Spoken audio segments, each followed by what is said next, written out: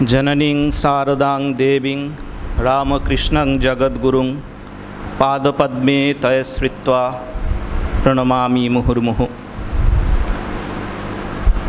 एखाने उपस्थित पूजनीय स्वामी एकव्रतानंदजी महाराज के प्रणाम जानाई आमार सहबक्ता स्वामी दुर्गानाथानंदजी महाराज के प्रीति और शुभेच्छा जानाई प्रीतिभाजन स्वामी भूदेवानंदजी महाराज के श्रद्धा और नमस्कार जानाई अपर सहबक्ता अध्यापिका सबुज कली सेन महाशया के एवं एखाने उपस्थित समस्त भक्तमंडलीकेও श्रद्धा एवं नमस्कार जानाई। आमार जे विषय मानव घरे फेरा घोड़ा एटी रामप्रसादेर गानेर एकटी लाइन थेके तुले निয়েছি। गानटीते एरकम रयेছে दुःखेर कथा शोन मा तारा आमार घर भालो नय परात परा आमार घर भालो नय अर्थात आमार এই দেহকে घर বলছেন এবং देह থাকলে এর সাথে যা কিছু এসে জোটে সেইগুলি।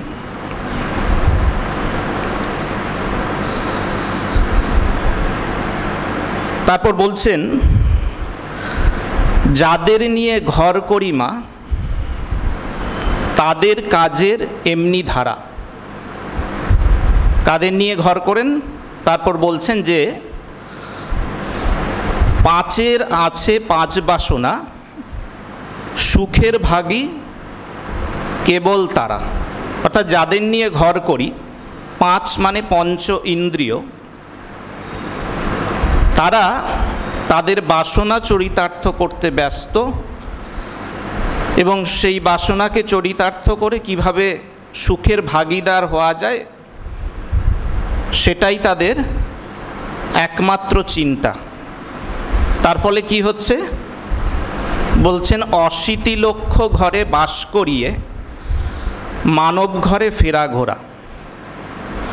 তার জন্য আমার ৮০ লাখ বার জন্ম হয়েছে বলি আমরা ৮৪ লক্ষ জনিতে ভ্রমণ করার পর আমরা মানবদেহ ধারণ করি করে এই মানব ঘরে এসছি ঘোরাফেরা করছি। এই মধ্যযুগের এবং তার পরবর্তী সময়ে এরকম দেহকে ঘিরে অনেক গান রচনা হয়েছে। সেগুলোকে যদি খুঁজে দেখি বা আমাদের শাস্ত্র সেগুলোকে দেখতে পাই যে দেহকে শুধু ঘর নয় নানা উপমা দিয়ে কিন্তু দেহকে ব্যাখ্যা করা হয়েছে। দেহ এতটাই গুরুত্বপূর্ণ কীরকম তার কয়েকটা উদাহরণ দিই। রয়েছে কবিরজির একটা গানে রয়েছে দেহ হচ্ছে একটা চাদর। যে গানে রয়েছে আপনারা সবাই শুনেছেন মানে অনুপ জালোটার মুখে শুনেছেন এই গানটা চাদরিয়া ঝিনি রে ঝিনি। বলছে আমার এই যে দেহ সেটা হচ্ছে একটা চাদর। গানের পরে রয়েছে যে এই দেহটা কিভাবে তৈরি হচ্ছে বলছে অষ্টকমল কা চরখা বানায়া। এই যে চাদরটা সেটা কোন চরকাতে তৈরি করেছি অষ্টপদ্ম তার চরকা। আর এই যে অষ্টকমল রূপ চরখা সেটা দিয়ে দেহ বানিয়েছি সুতো কোনটা পাঁচ তত্ত্ব কি পুনি অর্থাৎ পাঁচ তত্ত্ব মানে আমরা বলি না পঞ্চভূতে গড়া শরীর এই পঞ্চভূত হচ্ছে সুতো গানে রয়েছে। আর এই চাদরটা তৈরি করতে কদিন লেগেছে বলছেন ৯-১০ মাস বুনন কো লাগে ৯-১০ মাস লাগে আমাদের দেহ। তারপর খুব সুন্দর কথা বলছেন, মূরখ মাইলি কিনি, মূরখ মাইলি কিনি। আরে মূর্খ, এই চাদরটা ময়লা করে ফেলেছ। দেহকে এখানে চাদরের সঙ্গে তুলনা করছেন কবিরজি। গীতাতে দেখুন 13 অধ্যায়ে ক্ষেত্র ক্ষেত্রজ্ঞ বিভাগ যোগে আছে, ইদম শরীরম কৌন্তেয় ক্ষেত্রম ইতি অভিধীয়তে। এই যে শরীর, বলছেন হে অর্জুন, এই শরীরটা হচ্ছে একটা ক্ষেত্র। এখানে শরীরটা ক্ষেত্র, কবিরজি চাদর বলছেন, এখানে আছে শরীরটা ক্ষেত্র। আবার রয়েছে খাঁচার ভেতর অচিন পাখি, কেমনে আসে যায়, তারে ধরতে পারলে মনোবেরি দিতাম তাহার পায়। লালন গীতি। এখানে শরীরটাকে বলছে একটা খাঁচা। গানের শেষে লালন বলছেন, দেখ মন, তুই এই খাঁচার আশায় রইলি তো, এই খাঁচাটা কিন্তু বাঁশের তৈরি, যে কোনো দিন ভেঙে যাবে। এখানে শরীর হচ্ছে খাঁচা। আবার যোগবাশিষ্ঠে রয়েছে, যোগবাশিষ্ঠে 6টা প্রকরণ রয়েছে, সেখানে বৈরাগ্য প্রকরণে রয়েছে, সেখানে বলছে দেহটা হচ্ছে একটা গাছ, গাছের সঙ্গে উপমা টানছেন। আবার এক জায়গায় বলছেন যে দেহটা হচ্ছে বাড়ি। আবার এই যোগবাশিষ্ঠেই যখন স্থিতি প্রকরণে আসছেন, সেখানে বলছে দেখো এই দেহটা হচ্ছে একটা সুন্দর শহর, সুন্দর নগরী। কেন? এই দেহের মধ্যে জীবনমুক্ত পুরুষ বিলাস করেন, বিচরণ করেন। এই দেহ নিয়ে এত ভাবনা, কারণ এই দেহটা তো আমাদেরকে বয়ে নিয়ে বেড়াচ্ছে। এরকম অজস্র উপমা রয়েছে। ঠাকুর কিন্তু এই দেহ নিয়ে বহু কথা বলেছেন। আমি কথামৃত দেখছিলাম, সেখানে দেখছি কথামৃতে ঠাকুর এই দেহ শব্দ প্রায় 36 বার ব্যবহার করেছেন। আমরা জানি ঈশ্বর, কামিনী, কাঞ্চন শব্দগুলো ঘুরে ফিরে প্রচুরবার এসছে, প্রায় 36 বার দেহ শব্দ ব্যবহার করছেন। আর প্রায় 17 বার শরীর শব্দ ব্যবহার করছেন। কি বলছেন দেহ নিয়ে? বহু কথা বলছেন দেহ নিয়ে। বলছেন যে দেখো, এই দেহটা হচ্ছে সমস্ত অনর্থের মূল। এই দেহ থাকলে সুখ দুঃখ থাকবে, দেহ ধারণ করলে কষ্ট আছে, দেহ ধারণ করলে দুঃখ বিপদ থাকবে, দেহ যদি ধারণ করো বিষয় বুদ্ধি আসবে, ব্রহ্মজ্ঞান না হলে দেহ বুদ্ধি যাবে না। তারপর বলছেন শরীরটা হচ্ছে বদমাশ। এই সব কথা শুনে যে একটু কেমন লাগে, যে শরীর আমাদেরকে বয়ে নিয়ে বেড়াচ্ছে, যে শরীরটাকে ধারণ করে চলে ফিরে বেড়াচ্ছি, সেটাকে ঠাকুর এইভাবে বলছেন যে খুব ইতিবাচক লাগছে না, যে ঠাকুর শরীরটাকে নিয়ে এরকমভাবে কেন বলছেন। এই যে শরীরটার একটা দিক যেরকম ঠাকুর ধরিয়ে দিচ্ছেন, কিন্তু এই শরীর সম্পর্কে অন্য কারো কিছু ভাবনা ঠাকুরের রয়েছে, যেটা কিন্তু আমাদের জীবনে খুব গুরুত্বপূর্ণ। সেরকম 2-4টে বলি। ঠাকুর বলছেন দেখো, শরীরটা দুদিনের জন্য, তিনি আছেন, তিনি একমাত্র সত্য। তো বলছেন যে একদিন খুব পেটের ব্যামোতে ভুগছি, তো হৃদে বলল তুমি একটু মাকে বলো না, শরীরটা যেন সারিয়ে দেয়। তো ঠাকুর বলছেন আমার বলতে লজ্জা হলো। বলছেন সোসাইটিতে দেখেছি, ঠাকুর সোসাইটি মানে এশিয়াটিক সোসাইটি, বলছেন সোসাইটিতে দেখেছি যে এই মানুষের হাড় অনেকগুলো রয়েছে, আর সেইগুলো তার দিয়ে জুড়ে জুড়ে মানুষের আকৃতি করেছে। তো মাকে বললাম, মা এরকম করে একটু শরীরটা শক্ত করে দাও। কেন? তোমার নাম গুণকীর্তন করব। শরীরের আরেকটা দিক, শরীর নিয়ে, দেহ নিয়ে তার নাম গুণকীর্তন করতে পারবো। আরেকবার বলছেন যে শরীরটা দুদিনের জন্য, যখন ভেঙে গেল, হাত ভেঙে গেল, হাতে খুব লাগছে, তো মাকে বললাম যে খুব লাগছে ব্যথা, তো মা দেখিয়ে দিল গাড়ি আর তার ইঞ্জিনিয়ার। তো গাড়ির একটা স্ক্রু একটু আলগা হয়ে গেছে, তো ইঞ্জিনিয়ার যেই রকম চালাচ্ছে গাড়ি ঠিক সেই রকম চলছে, নিজের কোনো ক্ষমতা নেই। তারপরে খুব মজা করে বলছেন যে শরীরটা কিন্তু সারালে না। এবং আরেক জায়গায় বলছেন যে দেখো, যে এত কষ্ট শরীরের, বলতে চাইছেন তাহলে কেন শরীরের যত্ন করি? কারণ ঈশ্বরকে সম্ভব করব, এই শরীর নিয়ে তার নাম গুণকীর্তন করব, আর জ্ঞানী দেখে ভক্ত দেখে বেড়াবো। এখানেই আমাদের শরীরের ঠিক ঠিক প্রয়োজন। শরীর ধারণ এখানেই সার্থক, অর্থাৎ ঠাকুর শরীরকে কিভাবে ব্যবহার করতে হবে সেইটার প্রসঙ্গে বলছেন। আর শরীরের প্রসঙ্গে আরেকটা বলছেন যে এরেদার সাধু দেখতে যাব ভেবেছিলাম কৃষ্ণ কিশোরকে নিয়ে, ওখানে এরেদারে একজন সাধু এসছেন। তো হলধারীকে গিয়ে বললাম যে চলো সাধু দেখতে যাব।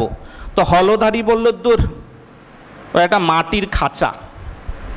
আমি এসে কৃষ্ণ কিশোরকে বললাম, কৃষ্ণ কিশোর খুব ক্ষেপে গেল, বলছে সে কি গো, যে দিনরাত ঈশ্বরের জন্য কর্ম করছে, দিনরাত ঈশ্বরের চিন্তা করছে, ঈশ্বরের জন্য সর্বত্যাগ করেছে, তার শরীর মাটির খাঁচা? সে জানে না যে ভক্তের দেহ চিন্ময়। এবং কৃষ্ণ কিশোর এত রেগে গেছেন যে বলছে হলধারী যাচ্ছে কিন্তু হলধারীর মুখ দেখছে না। স্বামীজি আমাদের শরীরকে খুব গুরুত্ব দিয়েছেন।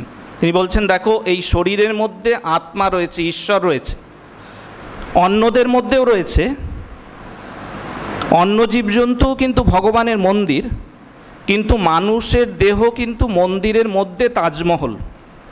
সেই জন্য মানুষের দেহ মন্দিরের মধ্যে তাজমহল, সর্বশ্রেষ্ঠ মন্দির। সুতরাং তার মধ্যে ঈশ্বরের উপাসনা করা যায়, তার মধ্যে ঈশ্বরের উপাসনা করতে হবে। এই যে শরীর সম্পর্কে ঠাকুর স্বামীজির দৃষ্টিভঙ্গিটি এই রকম। তারা কিন্তু শরীরকে নিছক রক্ত মাংসের বলে দেখছেন না। ওই যে চিন্ময় দেহ, তাজমহল, সর্বশ্রেষ্ঠ মন্দির। তাহলে কেন ঠাকুর বারবার শরীরের ওই সব কথাগুলো স্মরণ করিয়ে দিচ্ছেন? যে দেহ ধারণ করলে দুঃখ কষ্ট আছে, শরীর অনর্থের মূল। এই কারণেই স্মরণ করিয়ে দিচ্ছেন যে ঠাকুর জানেন এই দেহ নিয়েই কিন্তু, এই দেহই চিন্ময় দেহ হবে। এই দেহ মন্দিরের তিনি রয়েছেন, তাকে লাভ করা যাবে। দেহের ওই দিকটা ঠাকুর বুঝিয়ে দিচ্ছেন। সেই জন্য বলছেন যে ওইটার মাথায় রেখে দেহকে ঠিক ঠিক ব্যবহার করো, দেহের ব্যবহার করতে দেরি করবে না। সুন্দর রয়েছে যে 1883 সালে অধর সেন এসছেন ঠাকুরের কাছে। এসে অধর সেন ঠাকুরকে তার এক বন্ধুর পুত্র মারা গেছে, পুত্র শোকের কথা বলছেন। তো ঠাকুর সঙ্গে সঙ্গে গান ধরছেন, অজীব সাজো সমরে, রণবেশে কাল প্রবেশে এ ঘরে। তো ঠাকুর বলছেন দেখো কি করবে, কালের জন্য প্রস্তুত হও, কাল ঘরে প্রবেশ করেছে, তার নাম গুণ কীর্তন, তার নামরূপ অস্ত্র নিয়ে যুদ্ধ করার জন্য প্রস্তুত করো, তিনি হচ্ছেন কর্তা। ঠিক 1 বছর পর 1884 এপ্রিল মাস অধর সেন এসছেন ঠাকুরের কাছে। তো ঠাকুর অধরকে বলছেন দেখো, এই শরীর হচ্ছে অনিত্য, আজ আছে কাল নেই, তাড়াতাড়ি তাকে ডেকে নিতে হয়। দুঃখের কথা এই, তার ঠিক 1 মাস পরে অধরের শরীর চলে যায়। তো শরীরের এই যে গুরুত্ব, যে এই শরীর দিয়ে আমরা ঈশ্বর লাভ করতে পারবো।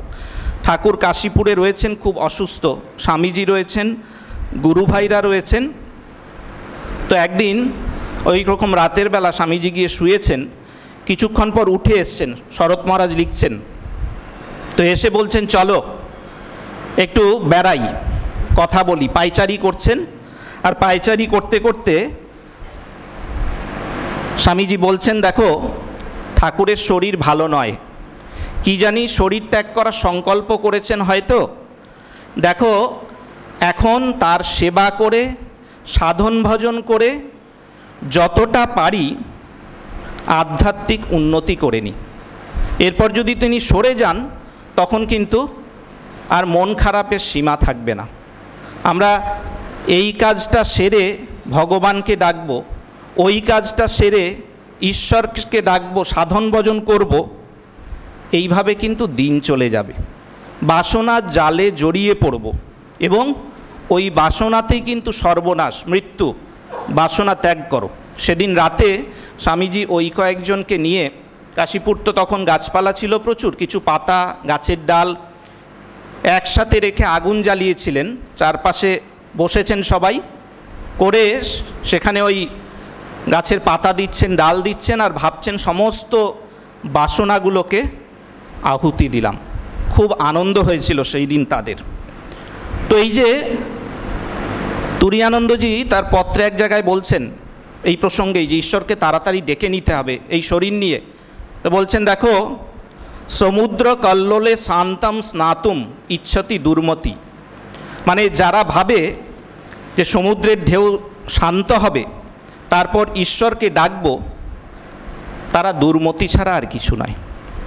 এই যে দেহের কথা ঠাকুর বলছেন, স্বামীজি বলছেন, এটা এই কারণেই তাদের মধ্যে একটা ব্যস্ততা ছিল। ওই ব্যস্ততাটা আমাদের মধ্যে তুলে দিতে চেয়েছেন। ওই যে বলছেন না যে জোশও করে, তারপর বলছেন সাধন ভজনে লেগে যা।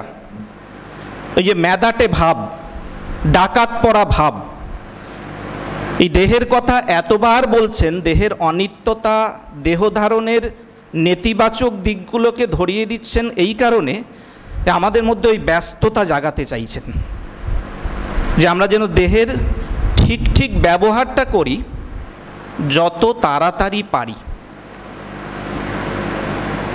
তাই এই দেহ প্রসঙ্গের অবতারণা করেছি, তাই দেহ নিয়ে এত কথা বলছি। সুতরাং দেহ কিন্তু অবজ্ঞার নয়, দেহ কিন্তু অবহেলার নয়। তাহলে দেহ কিভাবে ব্যবহার করব, দেহ নিয়ে কি করব, সেটাকে চারটে অংশে ভেঙে একটু ছোট ছোট করে বলি।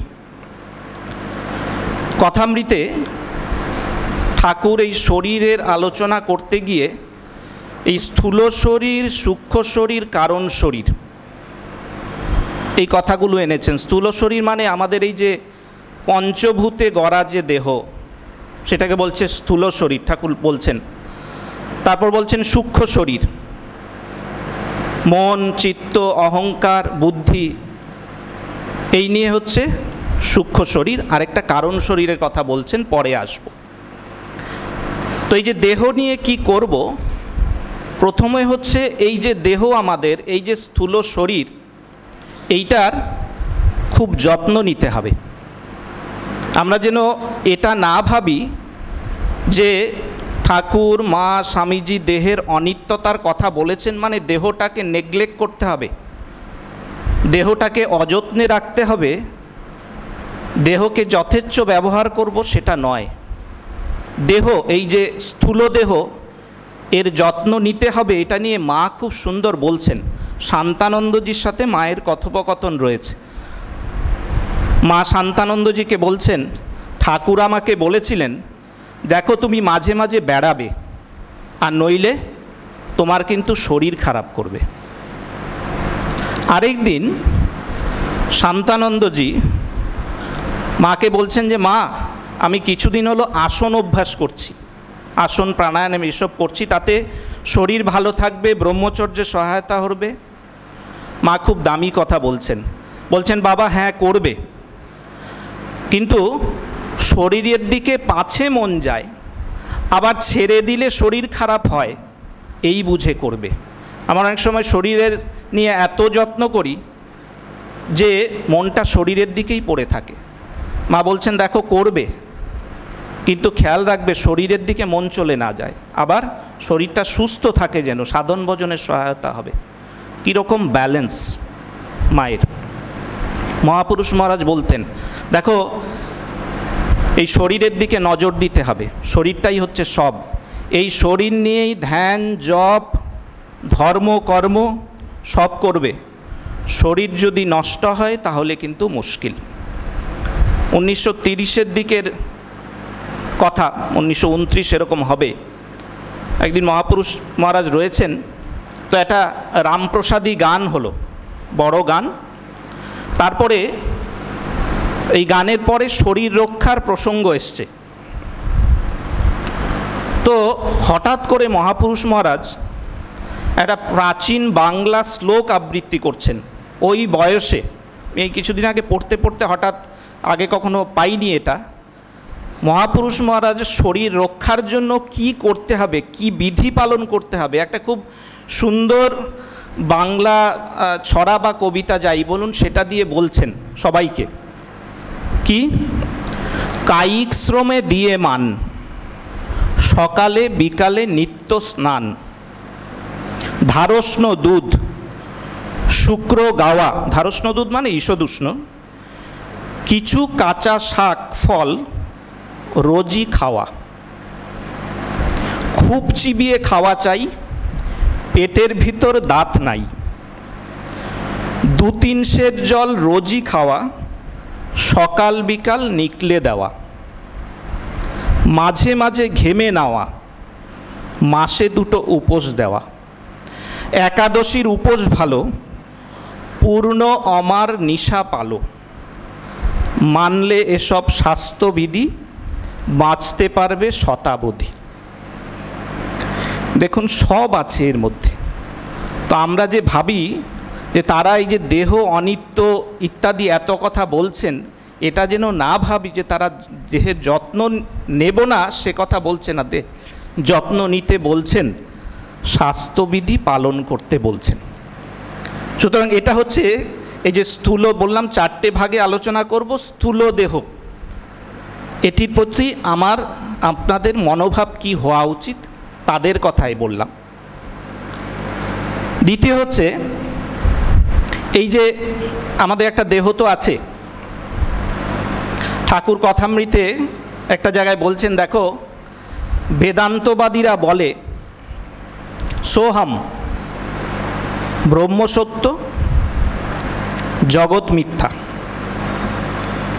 ঠাকুর একটা কথা এর সাথে যুক্ত করছেন, বলছেন দেখো আমিও মিথ্যা, ব্রহ্ম সত্য জগৎ মিথ্যা ওখানে নয়, আমিও মিথ্যা, এক পরব্রহ্মই আছেন,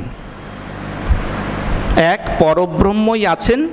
তারপরে বলছেন দেখো কিন্তু আমি তো যাই না, তার দাস আমি, ভক্ত আমি ইত্যাদি হয়ে থাকা ভালো। তো এই যে দেহটা আছে, এই দেহ নিয়ে জগতে আমরা চলে ফিরে বেড়াচ্ছি। আমরা আমাদের যে আধ্যাত্মিক জীবন যাপন করব, তাতে করে আমাদের এই দেহ সম্পর্কে, নিজের এই দেহ সম্পর্কে এবং জগৎ সম্পর্কে একটা কিন্তু মনোভাব দরকার। আমাদের এই মনোভাবটা খুব গুরুত্বপূর্ণ, এই দৃষ্টিভঙ্গিটি খুব গুরুত্বপূর্ণ। আমার আগে মহারাজ বলে গেছেন, আত্মা ইত্যাদির কথা বলছেন, অর্থাৎ আমার যে সত্তার ধারণা, আমি যে দেহ নই, দেহ ছেড়ে আমি আলাদা কিছু, এই ভাবটা, মনোভাবটা একটু আমাদের মধ্যে ধীরে ধীরে আনতে হবে। আমরা যদি নিজেদেরকে দেহ ভাবি সবসময়, জ্যোতিষায়নজি বলছেন, তাহলে এই দেহের সঙ্গে সম্পর্কিত জগতের যা কিছু কিন্তু আমাদের কাছে এসে হাজির হবে এবং তার ফলে আমাদের মধ্যে প্রতিক্রিয়া, আমাদের মনের মধ্যে প্রতিক্রিয়া বেশি হবে। তাই আমি যে দেহ নই, আমার যে দেহ অতিরিক্ত একটা সত্তা রয়েছে, আমার ভেতরে আরেকজন রয়েছেন, আত্মা যাকে বলি, এই ভাবটাকে কিন্তু মনের মধ্যে অল্প অল্প করে হলেও কিন্তু আনতে হবে, শক্ত। তবে যখনই এই বিপরীত চিন্তা, অন্যরকম কিছু চিন্তা আসবে দেহ সম্পর্কিত, তখন বিপরীত চিন্তার স্রোত সৃষ্টি করতে হবে যে আমি দেহ নই, আমি দেহ অতিরিক্ত কিছু, কিছু সময়ের জন্য অন্তত এই চিন্তা দরকার। এটা নিজের দেহ নিয়ে। স্বামীজির কাছে একদিন সুরেন্দ্রনাথ দাশগুপ্ত, ওর স্মৃতিতে রয়েছে, তিনি এবং আরও কয়েকজন যুবক গেছেন স্বামীজির কাছে। অনেক কথাবার্তা হচ্ছে। তো স্বামীজি একদিন জিজ্ঞেস করছেন, হ্যাঁ রে, তোরা তো এত ফিলোসফি, এইসব জগতের ইতিহাস ইত্যাদি খুব পড়েছিস, বলতো জগতের সবচেয়ে মহৎ সত্য কি? সবাই মুখ চাওয়াচাই করছে। স্বামীজি বলছেন, দেখ, এইটা মনে রাখবি যে আমরা সবাই মরব। প্রতিদিন এই কথাটা মনে রাখবি যে আমরা সবাই মরব। তো সুরেন্দ্রনাথবাবু তিনি জিজ্ঞেস করছেন, স্বামীজি আপনি এরকম মরণের কথা বলছেন তো? এইটা যখন বলেন তখন মনের মধ্যে কিন্তু হতাশা আসছে, এটা কী করে হবে? স্বামীজি বলছেন, না রে, হতাশা আসবে না। এই যে আমাদের মৃত্যু, এটা কিসের মৃত্যু? কি ভাববি তুই? দেহের মৃত্যু। এই দেহের মৃত্যু, দেহের মৃত্যুর কথা ভাবা মানে একমাত্র সেই আত্মাই আছেন। এই যে আমাদের রক্ত মাংস রয়েছে, এইটা নশ্বর। তার নশ্বরতা জানিয়ে দিয়ে ভেতরে একটা নতুন শক্তির সঞ্চার হবে। যে কথা বলছিলাম, স্বামীজি এই ঘটনায় ওটাই বলছেন, যে আমি যে দেহ নই সেইটা প্রতিদিন একটু একটু অন্তত স্মরণ করানো। স্বামীজি বলছেন, দেখ, মৃত্যু চিন্তা কর, দেখবি তুই মহৎ হয়ে উঠবি। ঠিক এই কথা বলছেন, মহৎ হয়ে উঠবি, তোরা নিজেরাই সেটা কিন্তু উপলব্ধি করবি। স্বামীজির জীবনে একটা ঘটনা আছে। 1897 সালে স্বামীজি বিদেশ থেকে ফিরে এসছেন। স্বামীজির এক বন্ধু খুব অসুস্থ। তো তিনি স্বামীজিকে খবর পাঠালেন যে আপনি একবার আসবেন, আমাকে দেখে যাবেন। আমি এই জন্য বলছি না যে আপনি আমার কাছে এসে আমার রোগ সারিয়ে দেবেন, তা নয়, আপনাকে একবার দেখতে ইচ্ছে হয়েছে। স্বামীজি খবর পাঠালেন, আমি যাব। তো স্বামীজি ওই বন্ধুর কাছে গেছেন, তার ঘরে ঢুকছেন। ঢুকতে ঢুকতে স্বামীজি বৃহদারণ্যক থেকে একটা শ্লোক আবৃত্তি করতে করতে ঢুকছেন, যার অর্থ হচ্ছে যে তাকে জানলেই সব জানা হয়, মানে একমাত্র আত্মাই আছেন, সুতরাং তাকে জানলেই সব জানা হয়। স্বামীজি এটা আবৃত্তি করলেন, কিছুক্ষণ বন্ধুর কাছে থাকলেন। বন্ধু বলছেন, আমি একটু না সুস্থতা বোধ করছি। এবং সত্যি পরবর্তীতে স্বামীজির এই বন্ধু আস্তে আস্তে সুস্থ হয়ে উঠেছিলেন।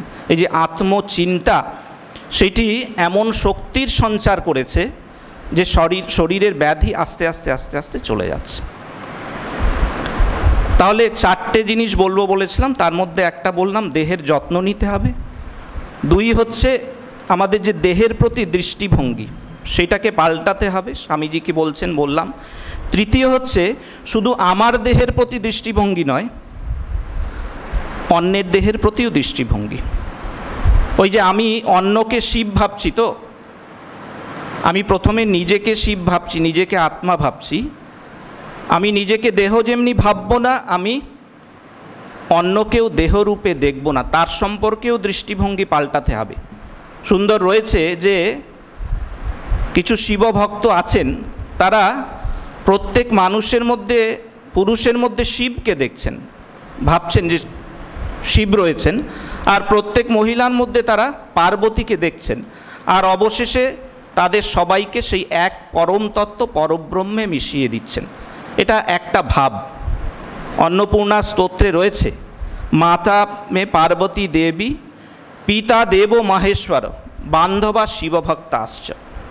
এটা হচ্ছে দৃষ্টিভঙ্গি। আমরা নিজেরা দেহ নই, সেটা নিজেদের সম্পর্কে যেরকম ভাবব, আমরা যাদের সঙ্গে মেলামেশা করছি, যাদের ভাবছি তারা দেহ নিয়ে ঘুরে বেড়াচ্ছেন, তাদেরও দেহ অতিরিক্ত একটা সত্তা রয়েছে, সেটিও কিন্তু ভাবার প্রয়োজন রয়েছে আমাদের আধ্যাত্মিক জীবনের জন্য। আর 4র্থ কি, যে তো বাইরের দেহের কথা বললাম, এই স্থূল দেহ ছাড়িয়ে, ওই যে ঠাকুর বলছেন স্থূল শরীর ছাড়িয়ে আরও 2টো শরীর রয়েছে, একটা সূক্ষ্ম শরীর আর একটা হচ্ছে কারণ শরীর। সূক্ষ্ম শরীর হচ্ছে ওই যে মন, বুদ্ধি, চিত্ত, অহংকার। আরেকটা বলছেন, দেখো একটা কারণ শরীর রয়েছে, সেই শরীরে যেটা দিয়ে ঈশ্বরের সম্ভোগ হয়। আর ভগবানের আনন্দ লাভ হয়, সেটাকে বলছে কারণ শরীর। তন্ত্রে আছে ভাগবতী তনু। এটি এইরকম স্থূল নয়, কিন্তু এটি একটি এমন একটি অবস্থা, যে অবস্থায় আমরা ভগবানের আনন্দকে আস্বাদ করতে পারি। এই যে বাইরের স্থূল শরীরকে ছাড়িয়ে আস্তে আস্তে ভেতরে প্রবেশ করছি। কথামৃতে রয়েছে, ঠাকুর বলছেন যে একটা গ্রামে পদ্মলোচন বলে একটা ছোকরা ছিল, লোকে তাকে বলতো পদ। ওই গ্রামে একটা খুব পুরনো মন্দির রয়েছে, মন্দিরে কিচ্ছু নেই, পোড়া মন্দির, ভেতরে ঠাকুর নেই, বিগ্রহ নেই, চামচিকে বাসা করেছে, চামচিকের বিষ্ঠা পড়ে রয়েছে, নোংরা ইত্যাদি। একদিন সন্ধ্যা হয়, সবাই শুনছে শাঁখ বাজছে, তো গ্রামের লোকজন সব ছুটেছে, ভেবেছে মন্দিরে বুঝি ঠাকুর প্রতিষ্ঠা হয়েছে। তো গিয়ে যখন মন্দির খুলেছে, দরজা খুলেছে, দেখছে দরজার এক কোণায় পদ দাঁড়িয়ে আছে।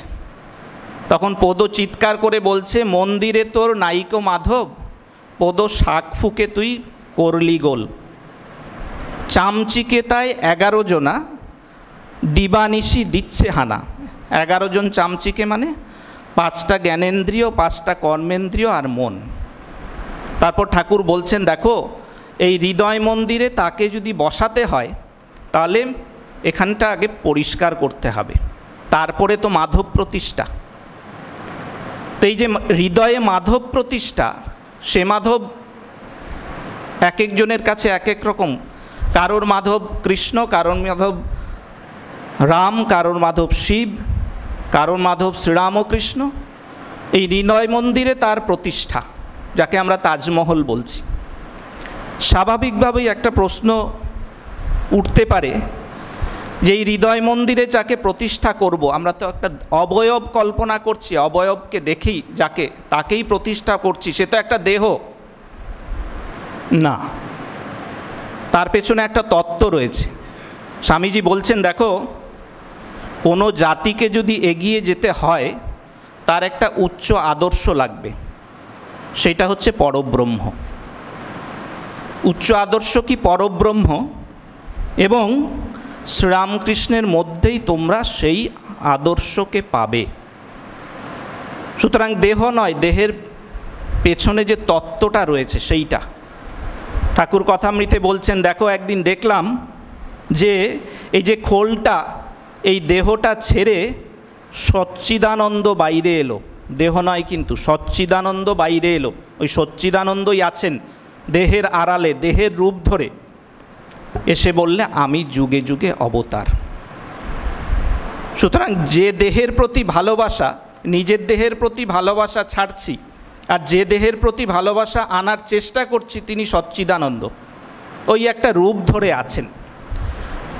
তাহলে এই যে সচ্চিদানন্দ বিগ্রহ, আমার হৃদয় মন্দিরের মাধব,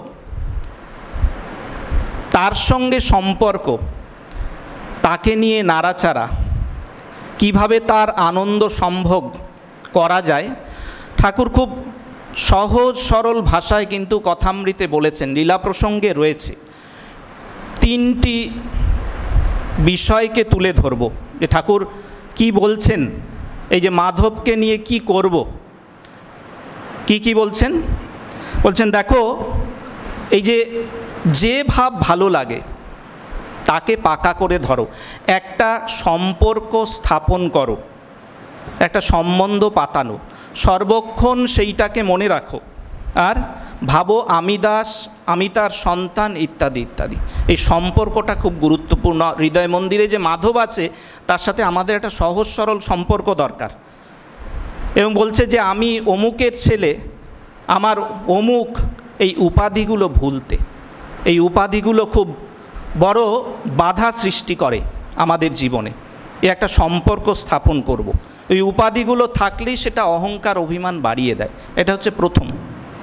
আর 2 বলছেন, দেখো কাজের মধ্যে সর্বক্ষণ তাকে স্মরণ রাখবে। এই ধ্যান করব বলে তখন ইষ্টচিন্তা করছি, অন্য সময় ভুলে যাব তা নয়। বলছেন, দেখো এই যে দুর্গাপূজার সময় একটা জাগ প্রদীপ জ্বালাতে হয়, সর্বক্ষণ সেইটা জ্বলে, কখনো নিভতে দিতে নেই, কারণ গৃহস্থের অকল্যাণ হয়। সেই রকম আমরা এই যে হৃদয় মন্দিরে যে ইষ্টকে বসিয়েছি বা মাধবকে বসিয়েছি, সেখানে বলছেন যে চিন্তারূপ জাগ প্রদীপ যেন সবসময় জ্বলে। সংসারের কাজকর্ম করব, কিন্তু মাঝে মাঝে দেখব যে সেই প্রদীপটা জ্বলছে কিনা ঠিক ঠিক। রাজা মহারাজও বলছেন, দেখো খেতে শুতে বসতে এই সব সময় যদি স্মরণ মনন করা যায়, দিন রাত যদি স্মরণ মনন করা যায়, তাহলে জানবে মন অনেক উঁচুতে উঠে গেছে। এবং রামানুজের মতে সেইটাই হচ্ছে ধ্যান। এটা হচ্ছে দ্বিতীয়।